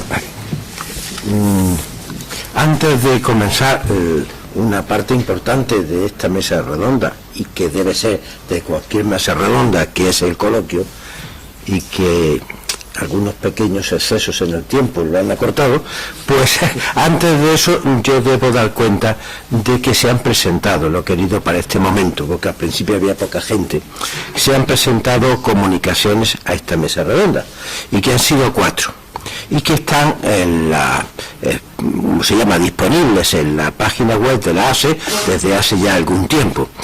Y son las comunicaciones sobre las materias de esta mesa de Javier Tajadura, de la Universidad del País Vasco, de Juan José Ruiz, de la Universidad de Jaén, de Santiago Antonio Roura Gómez, de la Universidad de La Coruña, y de Gerardo Pérez Sánchez, de la Universidad de La Laguna. Y Y ahora inmediatamente comenzamos el coloquio, pero antes, por si no me da tiempo, lo voy a comenzar yo. Bueno, lo ha dicho antes la profesora Ahumada, o Mariam, estamos aquí en familia. Hablar de Cádiz con Marta delante es un riesgo. Yo recuerdo perfectamente cuando llegó Marta, aún más joven que se la ve hoy, a mi despacho del Centro de Estudios Constitucionales, mandada por su maestro, con su tesis doctoral, para que la publicásemos en el centro. Y bueno, a partir de ahí Marta es una de las grandes especialistas en Cádiz. Sobre la reforma, que es lo único que yo voy a decir, y muy poco. Está muy inteligente lo que ha dicho Augusto, pero yo veo que ahí hay no un problema, sino quizá un enfoque, en parte lo ha puesto él de manifiesto, en parte un enfoque que yo lo veo más realista que lo que se suele hacer. El problema no es, hablo de la reforma total, el problema no es que no haya una mención expresa a la reforma total, porque no necesariamente tiene que haberla. El problema tampoco es que haya una prohibición expresa de reformar determinadas partes, límites expresos, porque no lo hay. El problema tampoco creo yo que sea un procedimiento complicado, porque efectivamente eso dificulta, pero no necesariamente excluye de todo modo. Yo creo que lo que tienen en la... Vamos, perdón Marta que me meta en lo que no sé, pero lo que posiblemente hay en la cabeza de aquellos redactores de la Constitución, que están muy influidos por el constitucionalismo francés, pero también por Inglaterra. Sí, creo que sí. Algunos de ellos sí. Es la idea de una especie, anticipándose a cánones de constitución interna. Es decir, el tiempo nuevo que comienza, ahormando lo antiguo, etcétera, es un tiempo donde la garantía de las bases de lo nuevo, y la base de lo nuevo es, yo creo que son las bases fundamentales del sistema, tú lo has dicho, soberanía nacional, derechos, división de poderes, religión católica y monarquía, no hace falta expresarlo como límite, porque son indiscernibles políticamente de lo que se acaba de asentar. Es un poco como la protección de la Constitución británica, que es política. Es decir, la dificultad para la reforma total no está juridificada, está dificultada, sino que está políticamente garantizada. Se entiende que está políticamente garantizada. Pienso yo que va por ahí. Antonio Torres del Moral tiene la palabra. Bueno, sí. Es que voy, como no nos queda mucho tiempo, Augusto, si no os importa, casi es preferible que toméis nota y contestáis al final, porque además las intervenciones deben ser cortas. A las 12:15 debemos terminar, y son las 12 menos 2 minutos. Sí, yo ruego brevedad. Sí, me voy a referir al problema de la reforma, que me parece muy interesante. Y yo creo que, como se ha puesto de manifiesto ya ayer y hoy, Cádiz todavía tiene, no ha roto del todo con el antiguo régimen, con ese corporativismo, con ese mandato imperativo.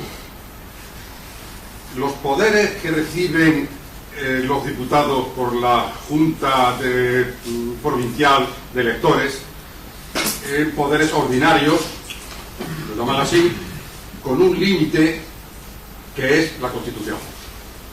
En primer lugar, llama la atención que necesiten poderes, mandatos, y que le pongan límites. Ahí hay una reminiscencia todavía del mandato imperativo. Pero tiene como límite la Constitución. ¿Qué pasa entonces con la reforma? Se considera que la reforma es una función extraordinaria y les dan poderes extraordinarios, de los que no se pueden salir. Y de nuevo tenemos ahí una sujeción al poder, al mandato, una reminiscencia del mandato imperativo.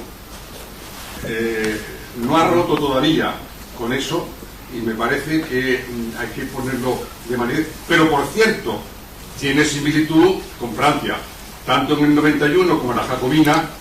En la última legislatura que resuelve sobre la reforma tiene que sujetarse a lo que le llega de la anterior. En este caso son mucho más explícitos en Cádiz, y que tiene que sujetarse a los términos del decreto de la reforma. Usted tiene un decreto que es un poder, es un mandato, y un mandato que lo sujeta. Y quería ponerlo de vez. Gracias. ¿Alguna intervención más? Marta, por alusiones. No es una pregunta crítica, María. Vaya. Que ha planteado el tema...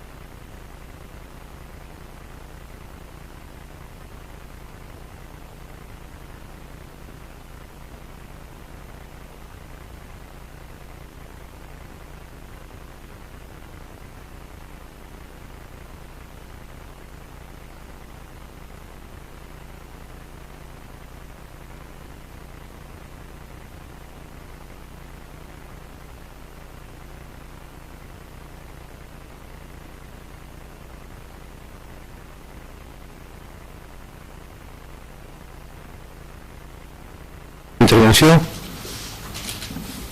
No, pues entonces los ponentes tienen la palabra.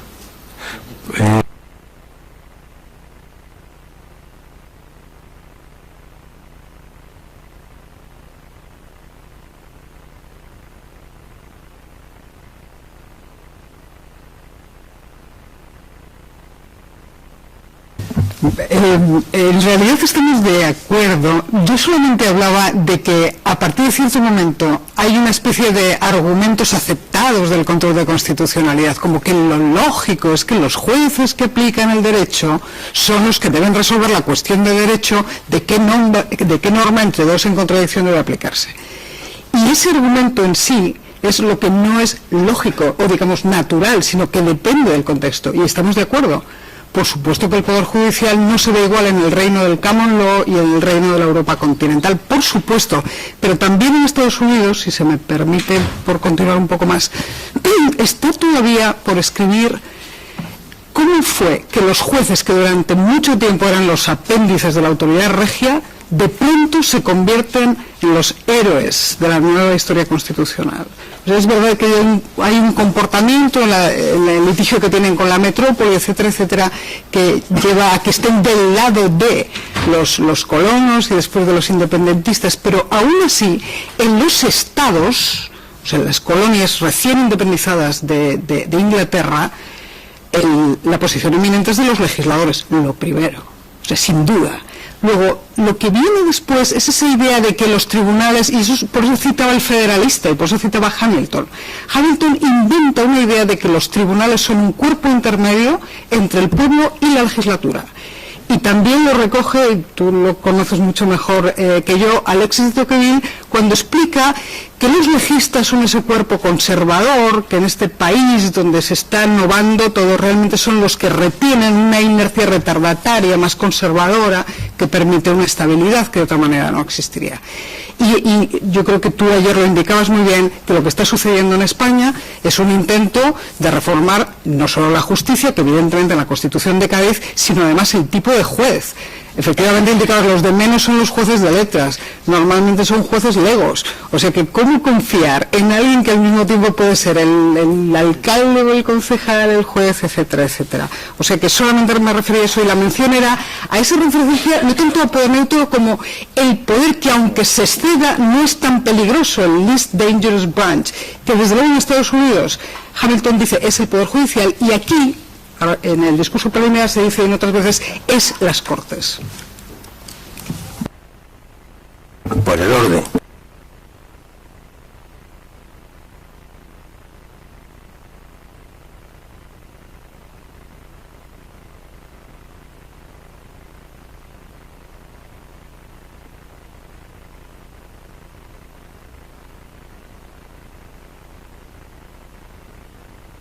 No me suena históricamente, por eso he dicho que lo planteaban como defensa total de la Constitución, con dos aspectos. A mí sí me parece claro, significativo que quiten lo de la reforma total, porque está en el 91, está en el 93 consagrado y estaba en el proyecto de Constitución. Luego lo quitaron, no es que no se lo plantearan, claro. Y entonces eso me parecía que tenía un sentido. Y luego estoy de acuerdo con otra cosa también, es decir, es que en Cádiz yo creo que no hay límites, no porque se pensa... Cádiz es un momento defensivo, de todas maneras, no creo que en eso sea tan, que ellos pensaran tanto, creo, no sé, que la sociedad estaba tan conforme con eso. Lo que pasa es que la defensa, en vez de a través del procedimiento jurídico, de las cláusulas de intangibilidad, se hace político, con las infracciones a la Constitución, con muchas cosas, y político. Es decir, lo curioso de Cádiz es que consagran el texto entero. El significado del viva la pepa y del trágala es ese, es decir, la Constitución entera. Hasta lo cual hacía imposible adaptarla por mucho que quisieran, porque es verdad que el procedimiento es tan largo que si tenían una pequeña menudencia o un problema más serio como tenían el 23, nada. Y por eso no creo que fuera exactamente constitución interna, pero sí que efectivamente la idea básica yo también la he pensado, lo de hablar de, me pasaba como con poder constituyente y constituido. Es una ucronía, por eso he insistido en que había que tratarlo de una manera u otra. Y con los poderes extraordinarios igual, yo creo que los poderes extraordinarios son muy importantes. Eso me impedía un poco, impide considerar acá al poder de reforma un poder constituido exactamente, porque les dan poderes extraordinarios además de los ordinarios. Eso hace que no sea efectivamente tan constituido el poder de reforma, pero también es verdad que lo que tiene, y que sea constituyente, porque les están dando poderes, pero como está limitado al decreto aprobado en la segunda parte, entonces también digamos que es constituido, es el problema. Y luego yo creo que el tema está en que también gracias a eso se da parte a la opinión pública, es decir, no se ha significado, no se ha dicho muchas veces que el hecho de las 3 legislaturas no solo tiene que ver con las 2/3 partes, usted lo ha indicado alguna vez, sino con que también vamos a 3 elecciones, y no era por las elecciones, era por la prensa. Entonces, un procedimiento que tarda al menos 6 años en llevarse a cabo permitía a la prensa una crítica a cualquier ataque conservador, que es lo que estaban pensando ellos. Eso era un mecanismo de defensa muy real, esa era la cláusula de intangibilidad. El censor era más cláusula de intangibilidad que lo que pudieran pensar ellos. Sí. Además, las Cortes que finalmente dictaminaron eran de una composición muy distinta a la otra, porque no podían repetir. ¿Podían repetir? Claro. Alguna otra intervención, incluida los miembros de la mesa, si tienen algo que decir. Nadie, pues, a ver. Ah, sí, verdad. Me recuerdan, y lo debo tener aquí, pero lo dice, que Nuria Gestoso es también coautora de la comunicación de Roura. Subsanado ese error y dentro exactamente del tiempo previsto, levantamos la sesión. No se puede perfecto.